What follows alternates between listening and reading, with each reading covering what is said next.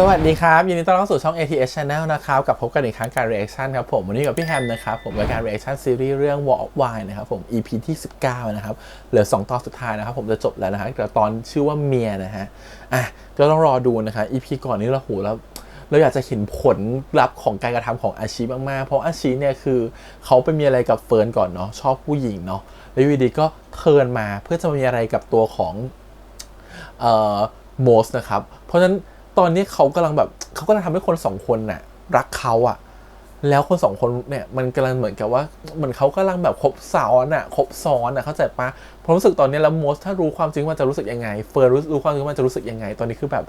ไม่รู้จะสงสารใครก่อนแต่ไม่สงสารอาชิแน่นอนรอดูซิว่าสิ่งที่อาชิทำมันจะเกิดอะไรกับตัวเขาเลยครับเหมือนกับลึกๆอะอาชิก็ทำอะไรบางอย่างเพื่อผลประโยชน์เหมือนกันนะเพื่อแสงเพื่ออะไรเพื่อกระแสอะไรบางอย่างเหมือนกันเพื่อตัวเขาเองอะไรอย่างเงี้ยเพราะฉะนั้นเมื่อคนทำอะไรบางอย่างเพื่อตัวเขาเองโดยที่ไม่ได้แคร์คนอื่นดูซิว่าผลการทำจะเป็นยังไง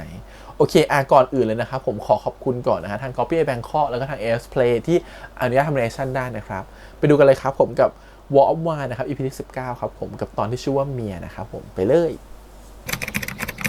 โอ้โหอยากจะเดามาถูกกฎของการกระทำเลยว่าชื่อตอนนี่ผลลัพธ์ของสิ่งที่กูปรุงมาให้ละอาชิทำ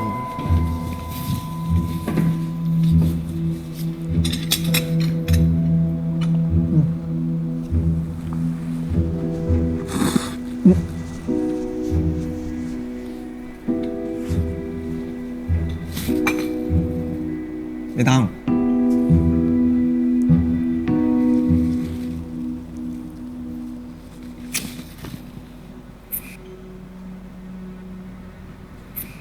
เวอร์กระดาษทิชชู่ก็มี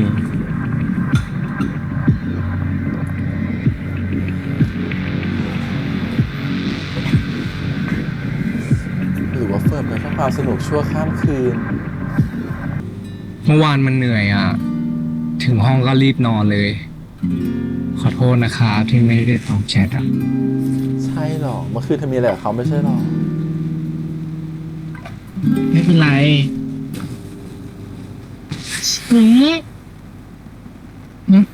เสียวคนในเกณฑ์หมดเขายังถ่ายกันอีกนานขออยู่ตรงนี้แป๊บนะครับอาชีพไม่ได้พอแล้วพอแล้วอาชีพ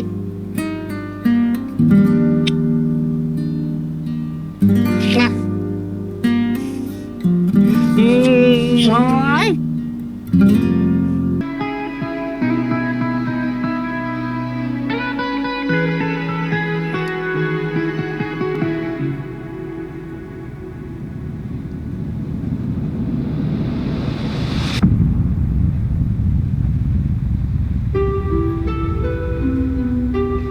ฮัทเฟิร์น ทำไมไม่กรี๊ดอ่ะนี่ซีล็อกเกอร์ทำงานที่เลยนะให้มาเล่นแฟนคลับอ่ะไม่ได้เป็นเมียหือผัวแบบนี้นะขอโทษค่ะขออีกรอบนึงทุกคนขออีกรอบนึงนะรับแต่หน้าเฟิร์นเลยตกลงคิดยังไงกับกูกันแน่วะก่อนที่จะถามกูอ่ะมึงถามตัวเองก่อนเปล่าท่องบทเก่งขนาดเนี้ยคิดอะไรกับกูปะเนี่ย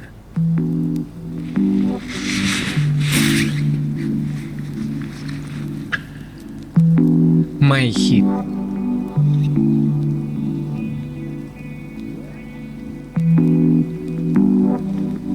ไม่หนาวอ๋อหนาวดิแต่ไม่หนาวเท่าตอนเนี้ยมึงเลิกใจร้ายกูได้ละได้กูแล้วอะจะทิ้งกูเลยเหรอโมดพูดอะไรตรงนี้ไม่พูดก็ได้แต่กูขออีกทีได้ปะจะบ้าเหรอนี่มันกล้องถ่ายแล้วไงวะใครมาเห็นก็บอกว่าเราซ้อมบทดิ อนิดเดียว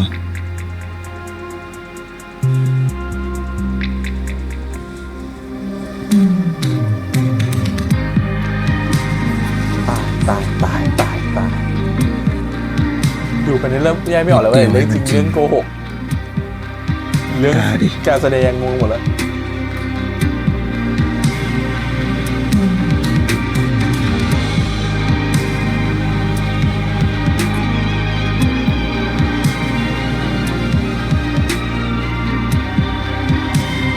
กูขอเป็นผู้ชายคนแรก ที่ได้จุกตรงนี้มึงนะ 8K แล้ว จ่ายมดมาเลย ไม่ให้ พวกนางพนันกันข้าว อะไร 1 นาทีอ่ะ มีคนดูกี่คน ใครแพ้คนนั้นต้องขอเป็นแฟนเปล่านี่ไอเดียดีอ่ะเสียดายคิดไม่ทันงั้นนะ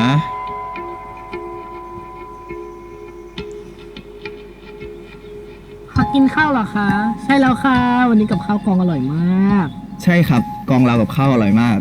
จริง เมื่อเช้าก็มีก๋วยเตี๋ยว มีคนกินเลอะเทอะเต็มไปหมดเลยโอ๊ยวันหลังอ่ะ อยากกินก็บอกโมดนะ เดี๋ยวโมดป้อน ไม่เป็นไร กินเองได้ เฟิร์นไม่หัวเราะเหมือนเดิมนะเฟิร์น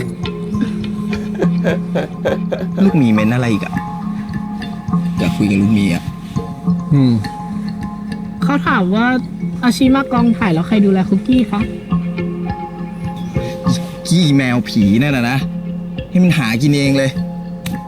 อย่าว่าน้อง เมื่อคืนมันจะกัดโมดอ่ะ อุ๊ย อาชีก็ไม่เห็นห้ามเลย สมควรแล้ว เมื่อคืนบอกว่า แฟน น ข่าว อน ถาม เล ว่าย สรุปไปห้องกันจริงเหรอ ใช่ครับ เมื่อคืนไปห้องอาชีมาเกือบไม่ได้กลับเนี่ย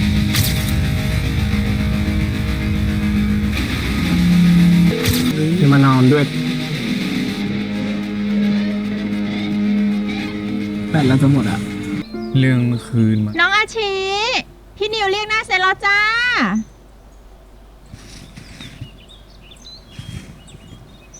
รีบไปเถอะ เดี๋ยวค่อยคุยกัน งั้น คืนนี้อาชีขอไปนอนด้วยนะได้ไหม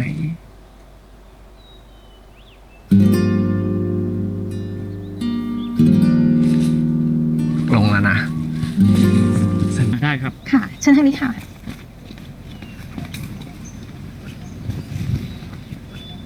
นี่ครับ ไงยังถ่ายไม่เสร็จอีกกับเรา พี่นึกว่าฉายจบแล้วซะอีก ถ้าจบแล้วโอ้ก็ต้องเห็นดี นี่เพื่อนร่วมงานเหรอ สวัสดีครับ พี่ชื่อโอบนะ เป็นพี่ชายของอาชีมันอะ สวัสดีครับ ผมโมดครับ เป็นพระเอกของอาชีครับ แล้วนี่เมื่อไหร่จะถ่ายเสร็จอะจะได้กลับไปทำงานกับแม่ไง ก็บอกแล้วไงว่าไม่อยากท ชี้ในสัญญากับแม่แล้วไง ว่าจะเล่นแค่เรื่อง2 เรื่องอะนี่มันก็เรื่องที่ 2แล้วนะ กลับไปทำงานกับแม่เถอะ ำก็นี่ก็ทำอยู่ไงงานเนี่ย อาชิคือไม่ใช่ว่างานนี้มันไม่ดีนะ แต่พี่ว่าทำเป็นแค่งานในเด็กก็พอไหม ยังไงแม่แกก็อยากเห็นแกทำงานที่มันมั่นคงอะ เรื่องนี้อีกละอาชีพโตขนาดนี้แล้วอ่ะโอ้เลิกมาดูแลทุกก้าวสักทีเถอะ ก็เพราะพี่เคยปล่อยไงมันถึงได้เป็นแบบนั้นน่ะ แบบนั้นแบบไหน แบบนั้นคือแบบไหน เดี๋ยวพี่กลับก่อนแล้วกัน ดูแลตัวเองดีๆล่ะ กลับบ้านบ้างรู้เปล่า แม่เป็นห่วง พี่ฝากอาชีพมันด้วยนะ มีอะไรก็บอกพี่แล้วกัน ได้ครับพี่โอบขอบคุณครับ สวัสดีครับสวัสดี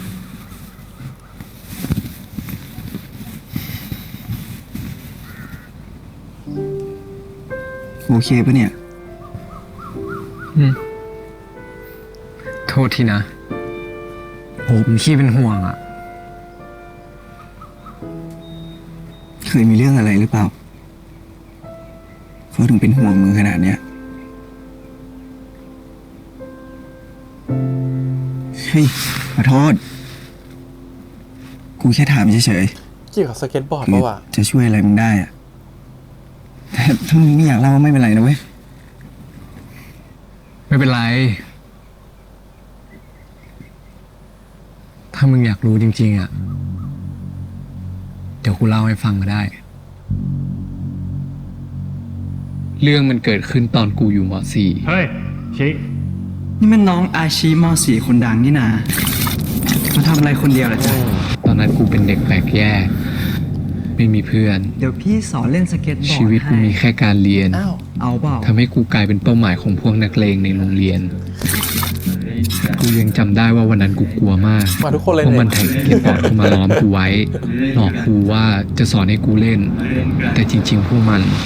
ขาเล็กๆแบบนี้กูว่าเล่นไม่ไหวหรอกว่ะกูพาไปกินข้าวก่อนดีไหมเอาให้อ้วนบึกบับ ลองดิ อีกทีดิจะร้องไห้ว่ะ พี่พีก็อยู่ด้วยอ่ะ เป็นไรอร่อยนะ อ่ะโมนก็อยู่นี่งงไปหมดอันนี้คือการดอกไม้แกงไวเดสตี้ใช่ไหม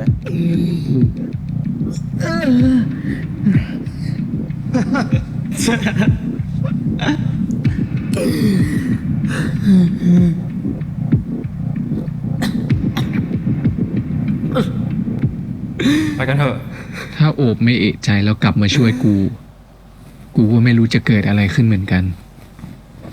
แต่ที่แน่ๆ กูก็คงไม่เป็นอาชีพอย่างทุกวันนี้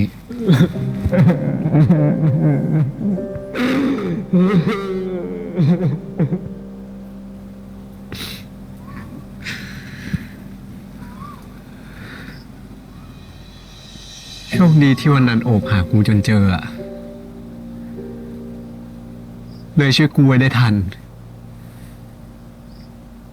แต่กูเข้าใจพี่โอบนะเพราะถ้ามึงเป็นอะไรไปอ่ะ กูก็ไม่ให้อภัยตัวเองเหมือนกัน มึงไม่ได้เห็นด้วยกับเขานะ เรื่องที่จะให้มึงหยุดทำงานอ่ะ กูว่ามึงอ่ะเหมาะกับงานนี้ที่สุดแล้วเว้ย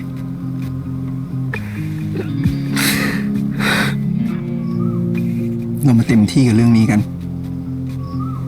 เอาให้โลกรู้ไปเลย ว่ามึงอ่ะ ยืนอยู่ตรงนี้ได้ นี่คือที่ของมึงเว้ย โอเคปะ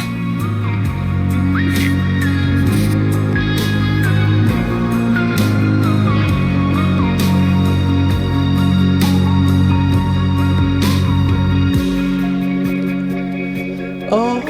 เห็นแต่ละฉากน้องเฟิร์นลูก มีอะไรที่เราต้องรู้อีกปะ มันแค่ช่วยถือของไปไว้ที่ห้อง ถ้าแค่นั้นแกต้องโกหกเราเลยเหรอ ก็มันไม่มีอะไรเลยจริงๆ เรากับมันแค่ทำคอนเทนต์ไง ถ้าไม่มีโมเมนต์ก็จะไปสู้คู่อื่นได้ยังไงอะ ก็ชีคิดถึงแต่ตัวเองแบบนี้ไง อืม เคยคิดถึงเราบ้างปะ อ่ะฉันบอกแล้วว่ามันเป็นเรื่องของอาชีพคนเดียวตอนเนี้ย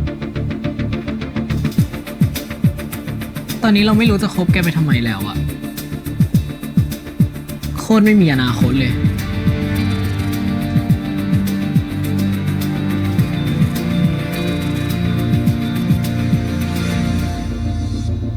เขาขอโทษ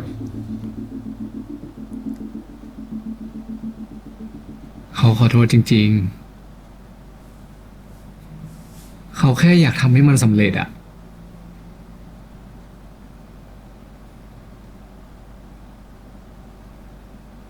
ขอโทษนะ ถ้าทำให้เฟิร์นรู้สึกแย่อะ ปกติเฟิร์นก็ไม่เป็นแบบนี้นะ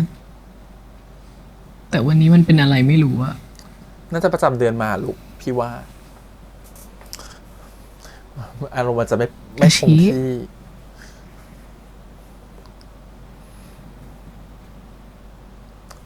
เฟิร์นอยากเห็นอาชีพประสบความสำเร็จนะ เฟิร์นอยากเห็นอาชีพดังมากๆ ดังให้สมกับที่เฟิร์นต้องทนเจ็บแบบนี้ ขอบคุณนะ ที่เข้าใจอาชีอะ เป็นแฟนอย่างนี้ต้องแบบใจกว้างมาก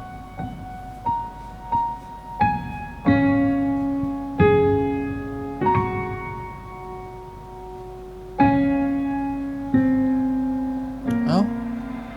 เอ้า เอ้า วันนี้เขาเหนื่อยอ่ะ เอ้า ไปนอนกันเถอะ ยิ่งทำให้คิดเลยว่าหรือว่าเธอไม่ชอบผู้หญิงแล้ว ต่อไปถ่ายซีนอะไรรู้ใช่ปะโอเคไหม โอเคดิพี่ มันก็อยู่ในบทตั้งแต่แรกแล้วไม่ใช่เหรอ โอเคก็ดีละ แต่กูไม่ค่อยโอเคว่ะ เอาตามตรงนะคนไม่ชอบทำซีนอะไรแบบนี้เลยอะ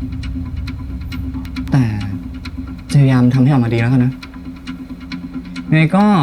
เล่นให้เทคเดียวผ่านแล้วกัน จะได้ผ่านซีนนี้ไปไวๆอ่ะ โอเคไหม ครับ พี่ทิวยังไม่หายอีกเลยคะยังไม่ แต่เห็ หาย นว่า อาการเลยเหรอฮะ เมื่อก่อนทำได้เลยนี่ครับ ก็ตั้งแต่เข้าช่องก็ไม่ได้ทำอะไรแบบนี้แล้วอะ3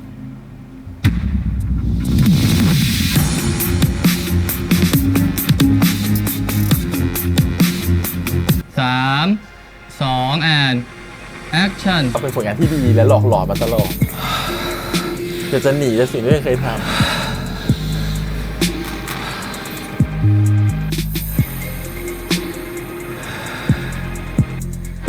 คอยอารมณ์หน่อยดิ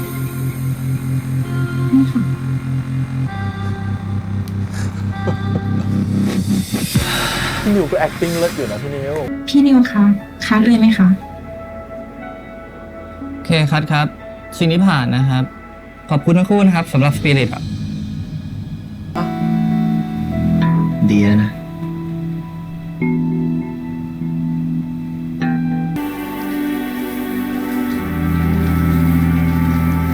มันไม่สุดใช่ไหมเมื่อกี้ฮะ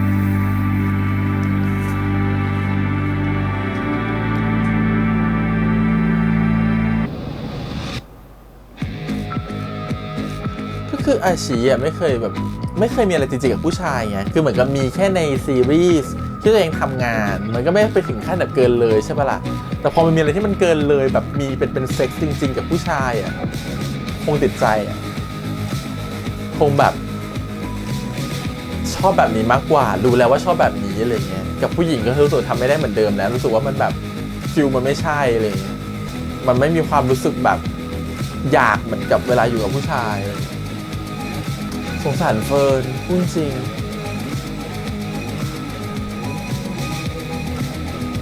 ต้องมาดูหนังตะลุง แกทำได้ไงวะ เฮ้ยเฟิร์นอารมณ์ค้างอ่ะ เฟิร์นเข้าใจใช่ปะ ไม่เข้าใจอ่ะ แกบอกเราว่ามันเป็นแค่คอนเทนต์ไม่ใช่เหรอ แต่แกกลับไปเอากับมันจริงๆเนี่ยนะ เฮ้ยเฟิร์นมันไม่มีอะไร ทั้งที่แกเป็นแฟนเราเนี่ยนะ แฟน แฟนอะไรวะ บอกมันไปดีว่าแกกับเราเป็นแฟนกันอะแฟนที่นอนด้วยกันเหมือนกับมันอะ กูเป็นแฟนกับเฟิร์นอ่ะ แล้วกูอ่ะ ถ้ามึงมีแฟนแล้วมึงมาเอากับกูทำไมวะ เอ ค อ อนเทนต์เหรอ คอนเทนต์เหรอ มึงกลัวมึงเล่นไม่เนียนจนต้องมาหลอกให้กูรักจริงๆเลยเหรอวะเงียบไหมวะ เจนโมสฟังกูก่อนดิ มึงเหี้ยอะไร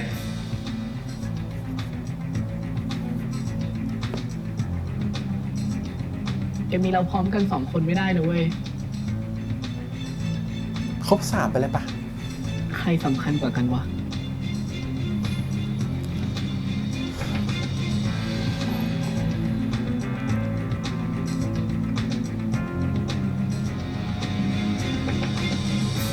งานสำคัญที่สุดอ่ะ โอ้โห แกมันโคตรเที่ยเลย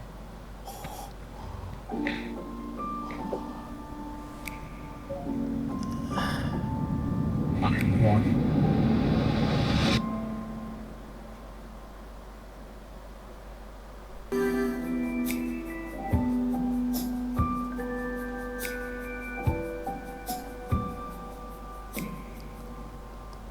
ค่ะคุณพี เฟิร์นไม่มาเลยครับ น้องเฟิร์นลา3 วันนะคะได้ข่าวว่าป่วยหนักมากเลย แล้วคิวถ่ายทำยังไง กำลังปรับอยู่อะค่ะ เอางี้ ให้ตัวละครรถชนตายไปเลย ค่ะ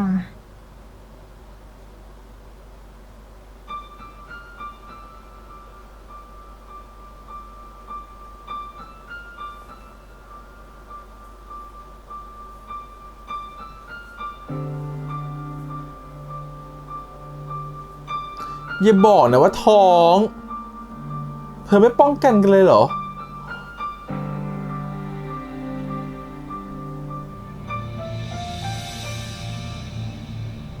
แม่น้องเฟิร์นเป็นอะไรหรอไม่สบายมา2 วันแล้วเนาะ ไม่รู้สิ หรือว่าจะเป็นอะไร ก็จะรู้ไหมล่ะว่าถามฉันนะ ไม่รู้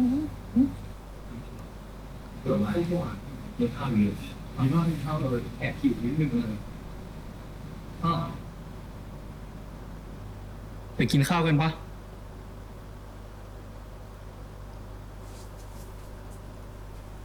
พวกมึงกินเลยกูไม่หิว เมื่อกี้พวกหิวอยู่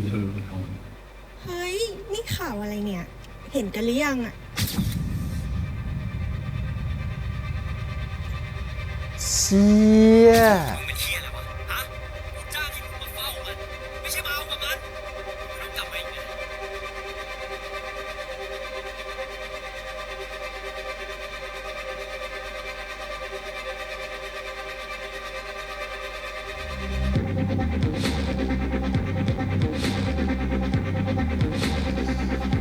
ทองด้วยแน่ โอ้ตายแล้วกูว่า โอ้2 ขีดโควิด ชุดตรวจโควิด ชื่อเฟิร์นท้องจ้า มีคนเห็นต้องถามไปซื้อที่ตรวจคัน บ้าไปแล้วสติมึงดีอยู่หรือเปล่ากูให้มึงเข้าวงการในฐานะเมียไอ้โมสไม่ใช่ผัวตัวประกอบนี้ กูต้องรับผิดชอบจริง ๆ ใช่ไหมวะ กูอยากอยู่ตรงนี้อยู่เลยไอ้โมสกูอยากทำงานอยู่ตรงนี้อยู่เลยอ่ะ ผลจากการกระทำนะครับผม โอ้โห แต่เล่นแรงเนาะ เอาประเด็นไหนของวงการบันเทิงวายมาเนี่ยที่อยู่ดีแบบว่าผู้หญิงท้องเนี่ย อันนี้ไม่รู้นะครับผมข่าวไม่ค่อยได้ตามด้วยนะครับ มันมีคนไหนว่าทำผู้หญิงท้องหรอไม่แน่ใจนะฮะ แต่อันนี่คือแบบฉีกออกไปอีกนะครับผมก็อาจจะไม่จำเป็นต้องเป็นซีรีส์วายหรอกอาจจะเป็นเหมือนกับวงการบันเทิงที่ชอบมีข่าวเหมือนกับว่าแบบว่าแบบพระเอกชื่อดังนู่นนี่นั่นไปทำผู้หญิงคนนู้นคนนี้ท้องอะไรอย่างเงี้ยแต่เมื่อกี้จะไม่ได้ท้องก็ได้นะเมื่อกี้ชุดตรวจโควิดหรือเปล่า2 ขีดได้อาจจะคือจุดตรวจโควิดก็ได้โอเค EP นี้เหมือนที่พูดไว้ทุกอย่างอยากจะทำนายอยากจะแทงหวยไว้นะฮะว่าสุดท้ายเนี่ยเดี๋ยวผลจากการกระทำของอาชีมันต้องได้รับบทเรียนนะฮะเพราะว่าเขาไม่ได้แคร์ใครเลยนะฮะเขาแคร์ตัวเขาเองที่สุดนะฮะตั้งแต่ EP ก่อนเราเห็นแล้วคือเขาทำทุกอย่างนะมีอะไรกับโมสเนี่ยก็เพื่องานมีอะไรกับโมสก็แค่อยากรู้อยากลองนะครับผม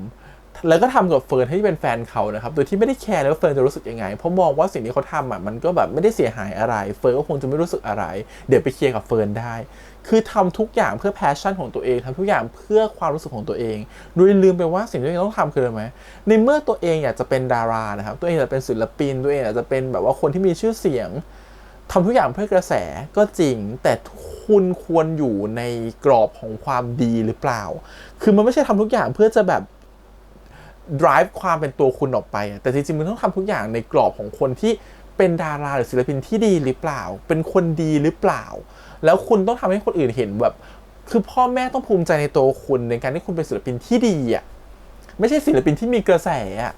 คือคุณกำลังคิดว่าสิ่งที่เป็นกระแสจะไปทำให้พ่อแม่กลับมาสนใจคุณได้จะทำให้พี่เห็นว่าคุณมีคุณค่าจะทำให้แม่เห็นว่าคุณอยู่ในวงการนี้สามารถดูแลตัวเองได้คุณคิดว่ากระแสคือสิ่งสำคัญชื่อเสียงคือสิ่งสำคัญแต่จริงๆแล้วว่าคุณขาด ไปสักนิดนึงอ่ะคือจริงๆแล้วให้ศิลปินมีชื่อเสียงให้มีอะไรก็ตามนะแต่ส่วนใหญ่ศิลปินมันต้องมีความตั้งต้นด้วยเขาเป็นคนพื้นฐานที่ดีอ่ะเป็นคนดีเป็นคนจิตใจที่ดีอ่ะให้คุณเป็นคนจิตใจเลวร้ายยังไงสุดท้ายมันคนเขาจะรู้ทันทีว่าคุณเป็นคนไม่ดีอ่ะสุดท้ายไอ้ความไม่ดีตรงนั้นแหละมันจะกลับมาทำลายคุณแล้วผลจากการกระทำมันจะกลับมาทำลายคุณแล้วว่ามันไม่จำเป็นต้องเป็นดารานะทุกวงการนะฮะถ้าคุณตั้งต้นด้วยความคิดที่ดีก่อนอ่ะเราว่าสุดท้ายมันจะพาคุณไปสู่จุดที่มันดีอ่ะแต่นี่มันคือตั้งต้นผิดไงมันก็เลยพาไปทางที่มันผิดนะฮะผมสิ่งที่มันเกิดขึ้นคือเหมือนที่เราคิดเคยเมื่อรู้ความจริงขึ้นมามันไม่มีทางอยู่แล้วที่ความสัมพันธ์แต่เ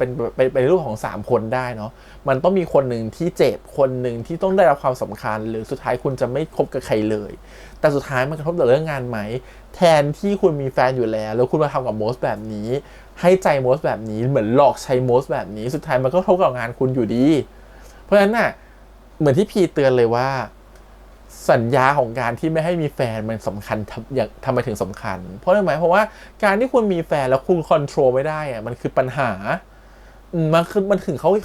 ถึงไม่อยากให้ศิลปินมีแฟนไงโดยเฉพาะศิลปินคู่วายถึงห้ามมีแฟนมันเป็นเรื่องใหญ่มากๆเพราะการที่มีแฟนผู้หญิงอ่ะแล้วคุณควบคุมหรือคุณจัดการได้ไม่ดีอ่ะมันจะเป็นปัญหาตามมาปัญหาอาจจะไม่ได้มาเกิดจากการที่ว่าคุณทำผู้หญิงเขาท้องแต่ปัญหาอาจจะเกิดมาจากการที่ว่าถ้าวันนึงผู้หญิงเขาทะเลาะกับคุณแล้วเขาเอาเรื่องของคุณมาแฉมันก็ส่งผลกระทบต่อคุณแล้วก็ส่งผลกระทบต่อคู่ของคุณด้วยชอบประโยชน์หนึ่งตอนที่คำพูดตอนท้ายแต่ละพาร์ทมากๆที่มันจะบอกว่าเฮ้ยตกลงที่ทำกันไปแต่ละคนเนี่ยเพื่อจิ้นเพื่อกระแสหรือเปล่าหรือจริงๆแล้วเขารักกันจริงๆหรือบางคนเขามีการคิดเกินเลยกันบ้างไหมหรือว่าในวงการบันเทิงหรือวงการวายมันมีหมดแหละมันมีทั้งคนที่คิดเกินเลยมันมีทั้งคนที่คิดเกินเพื่อนมันมีคนที่คิดฝ่ายเดียวมันมีทั้งคนที่คิดแต่ไม่ถึงแล้วมันก็มีคนที่ไม่ได้คิดอีกคนนึงอาจจะคิดแต่อีกคนนึงอาจจะมีแฟนแล้วมันมีคนที่มีแฟนแล้วมันมีทุกๆรูปแบบในวงการวายแล้วว่านะเราสุเราเอาไม่ว่าแล้วกันเอาจริงๆเราเห็นนะมันมีทุกรูปแบบเลยแล้วกันฮะในวงการเนี่ยแต่เราบอกว่าคนที่มีแฟนแล้วอยู่ในวงการวายได้คือคนที่จัดการตัวเองได้ดีมากๆซึ่งน้อยคนมากที่ทำแบบนั้นได้นะครับผมคนที่มีแฟนเป็นผู้หญิงด้วยแล้วก็จัดการชีวิตตัวเองได้ด้วยแล้วแฟนผู้หญิงเขาก็ต้องใจกว้างมากๆด้วยนะครับผมซึ่งสิ่งที่เฟิร์นทำบอกว่าเฟิร์นก็พูดอยู่แล้วว่าฉันใจกว้างมากนะฉันเข้าใจในสิ่งที่มันเป็นงานแต่สิ่งที่เธอทำอยู่ตอนนี้มันเกินกับคำว่างานแล้วมันไม่ใช่งานแล้วถ้างานคือเธอทำเพราะงานเธอแค่มีฉากเซ็กส์กับโมสในซีรีส์ฉันเข้าใจแต่สิ่งที่เธอทำมันคือต่อมาข้างนอกมันไม่ใช่นั่นแหละมันคือการที่เหมือนกับว่าคุณทำลายความไว้ใจของใครคนหนึ่งที่คุณรักแล้วคุณเรียกเขาว่าเป็นแฟนอันนี้คือปัญหาใหญ่ปัญหาหนึ่ง2คือเข้าใจพีที่สุดเลยตอนนี้ว่าทำไมถึงไม่ต้องมีแฟนเพราะการมีแฟนมันเกิดมันเหมือนกับว่านะถ้าทุกอย่างมันไม่มีแฟนมันทุกอย่างมันจะคุมได้ง่ายมากแต่พอมันมีแฟนขึ้นมามันมีมือเหมือนมันมีคนที่3ที่เป็นคนนอกซึ่งพีคุมไม่ได้แล้วมันก็ uncontrollable ด้วยคือมันไม่สามารถที่จะ control คนนี้ได้แล้วการที่มีแฟนบางทีแฟนทุกอย่างเวลาเราเป็นแฟนกันมันทำทุกอย่างด้วยอารมณ์เนาะเหตุผลมันจะหายไปเพราะความรักมันบังตาเอาคิดง่ายๆเลยถ้าสมมติเฟิร์นไม่ใช่เป็นแบบนี้อาจจะเฟิร์นจะเป็นผู้หญิงทั่วไปก็ได้แต่ถ้าผู้หญิงคนเนี้ยเริ่มไม่โอเคกับสิ่งที่เราเห็นว่าแฟนเราไปจิ้นกับผู้ชายมันเริ่มรับไม่ได้มันเริ่มรู้สึกกังวลเริ่มรู้สึกไม่มั่นใจจริงๆเราเคยเห็นคู่แบบนี้ในวงการบันเทิงนะครับผมคู่วายเนี่ยแหละที่เขามีแฟนแล้วแฟนเริ่มไม่โอเคกับสิ่งที่เขาทำในวงการวายหรือสิ่งที่เขาทำกับคู่จิ้นของเขาหรือถ้าเขายิ่งว่าคู่จิ้นของเขามาชอบเขาด้วยหรือชอบแฟนเราด้วยผู้หญิงคนนั้นก็ยิ่งแผลงฤทธิ์ขึ้นไปใหญ่ว่าเฮ้ยไม่ได้หรือเปล่าเฮ้ยฉันหึงว่ะ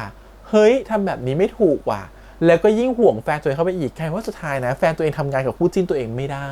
แม้แต่กระทั่งเซอร์วิสก็ทำไม่ได้เพราะว่าแฟนห่วงมันก็กระทบต่องานเป็นทอดๆต่อไปนั่นคือปัญหาของการมีแฟนแต่ถ้าคนที่มีแฟนแล้วจัดการตัวเองได้คือแบบต้องยอมรับว่าแฟนเขาก็คนที่เป็นคนหนึ่งที่แบบว่ามีจิตใจอย่างมหาสมุทรนะครับแปซิฟิกนะฮะก็คือแบบว่าใจเผื่อแผ่มากเป็นคนที่แบบเข้าใจทุกอย่างมากเข้าใจโลกมากคือแบบต้องเป็นคนแบบนั้นถึงจะมีแฟนเป็นแบบว่าพระเอกหรือพระเอกซีรีส์วายได้มันต้องเป็นแบบนี้จริงๆซึ่งมันถามว่ามีไหมมันมีแต่ถามว่าไม่มีคนที่ทำใจได้ขนาดนั้นมันก็ไม่ได้ทำใจได้ทุกคนขนาดทุกคนนะฮะทุกคนมันก็มีแบบเป็นมนุษย์เนาะมันมีความคิดมันมีชีวิตมัน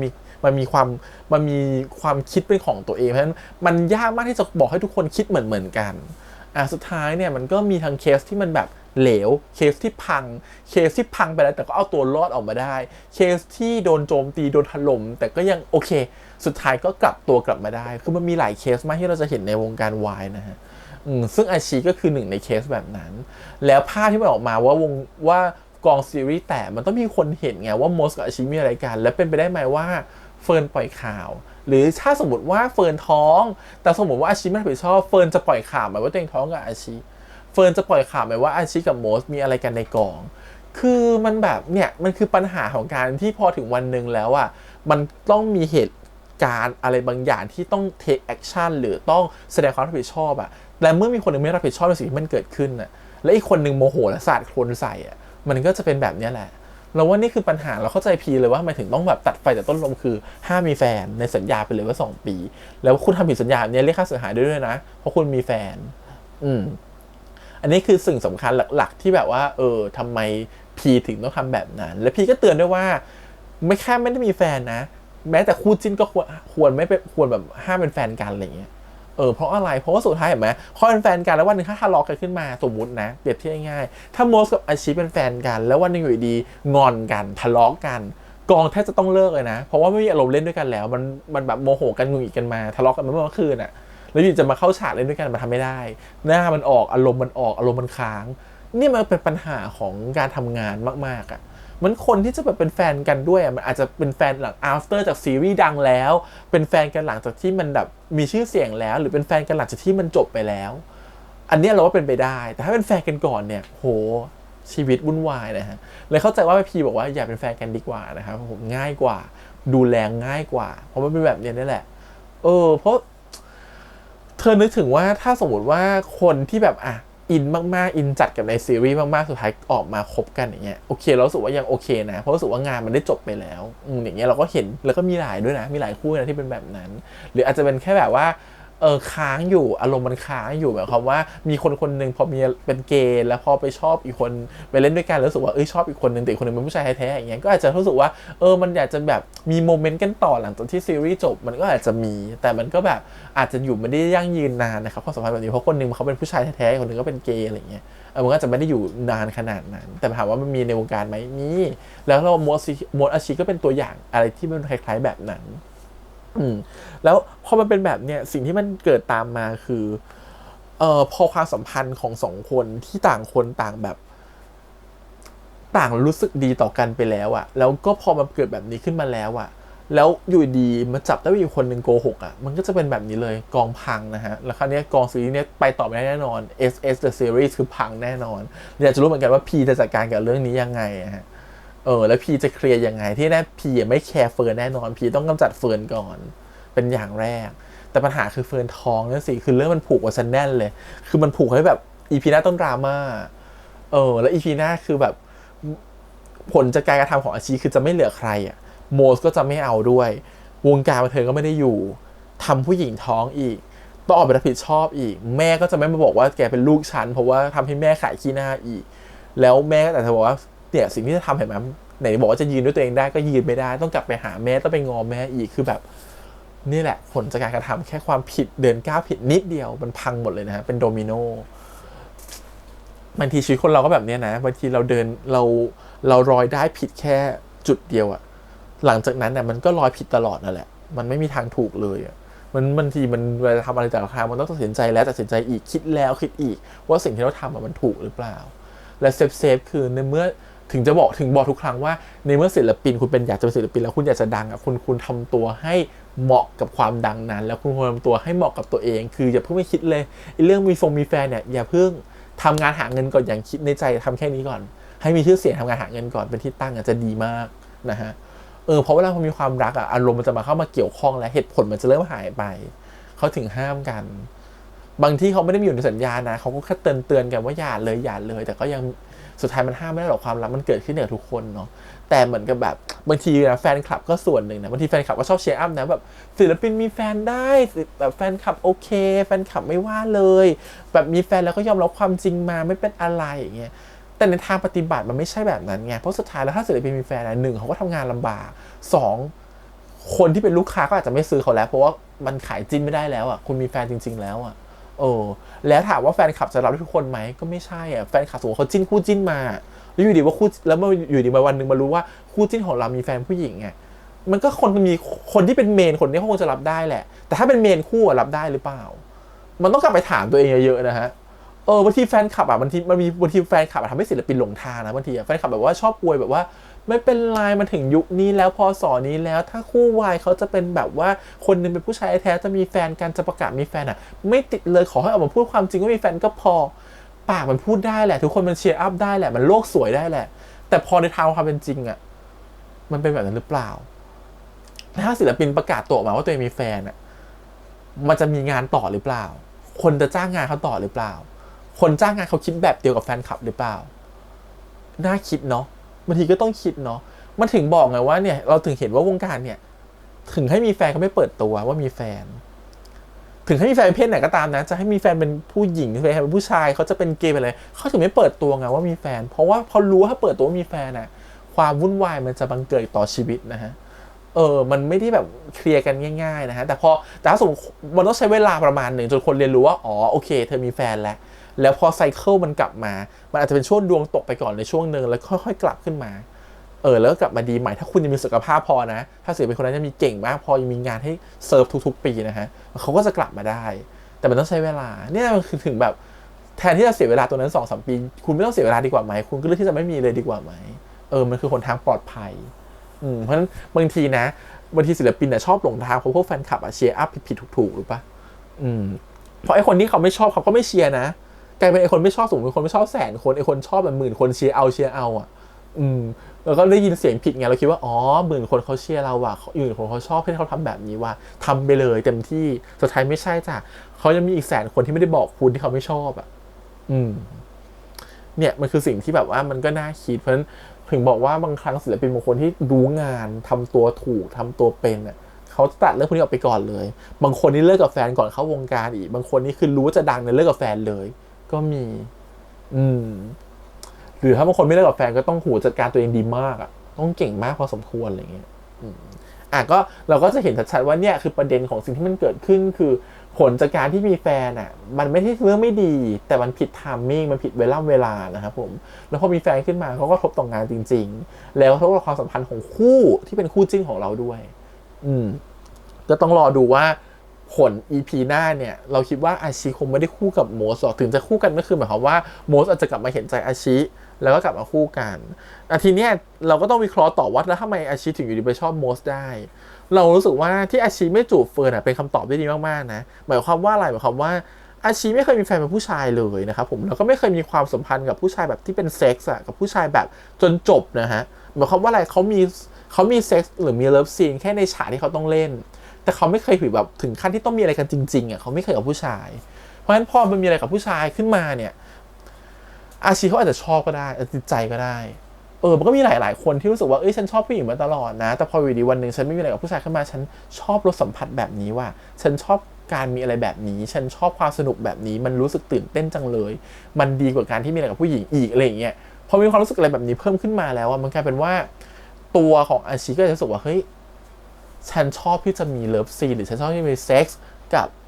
ตัวของโมสว่ะแล้วพอจะมีอะไรกับเฟิร์นมันเลยมีไม่ได้แล้วมันเหมือนกับแบบเฮ้ยฉันมีสิ่งที่ดีกว่าฉันมีสิ่งที่ชอบกว่าแล้วเพราะฉะนั้นมันเลยแบบเราจะได้เห็นชัดๆเลยว่าอ๋อจริงๆที่มันเกิดขึ้นคือบางทีอาชีมองโมสเป็นแค่เรื่องสนุกอ่ะเป็นแค่ของสนุกอ่ะเป็นแค่ของใหม่ที่น่าลองอ่ะเป็นแค่ของรู้สึกว่าเฮ้ยฉันไม่ได้รักเขานะแต่ฉันรู้สึกว่าพอมีเซ็กซ์กับเขาอ่ะฉันไม่เคยมีมาก่อนเลยแต่มันติดใจอ่ะ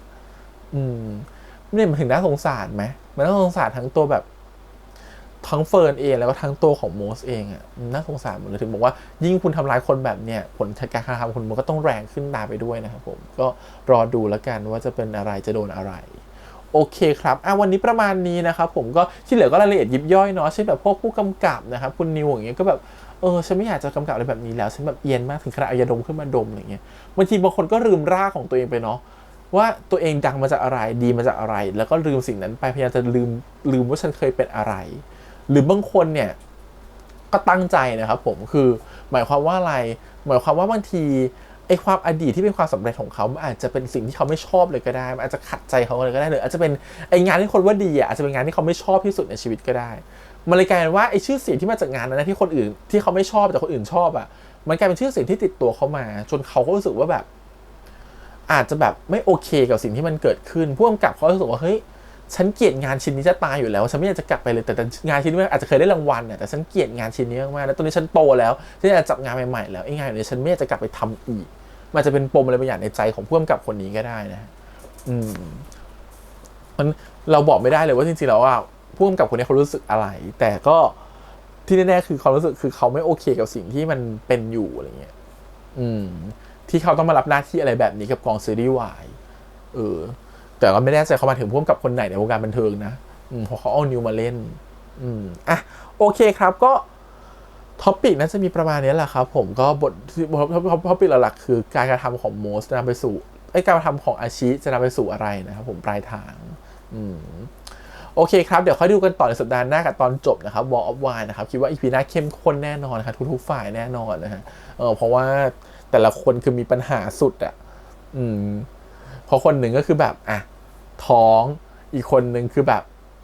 โดนคุณพีด่าแน่นอนเฉ่งแน่นอนอีกคนหนึ่งก็อกหักมาเพราะเขาไม่รักเราเขาคิดว่าเราเป็นแค่เครื่องมือบันเทิงเลยแหละขอบคุณอีกครั้งครับผมก็ฝากกดไลค์กดแชร์กด Subscribe แล้วกันนะครับผมติดตามได้เสียงทาง YouTube Instagram Twitter แล้วก็ Facebook ครับเดี๋ยวเอาไว้เจอกันใหม่ในตอนจบสัปดาห์หน้านะครับผมกับ War of Wine ครับผมวันนี้พี่แฮมไปก่อนนะครับบ๊ายบาย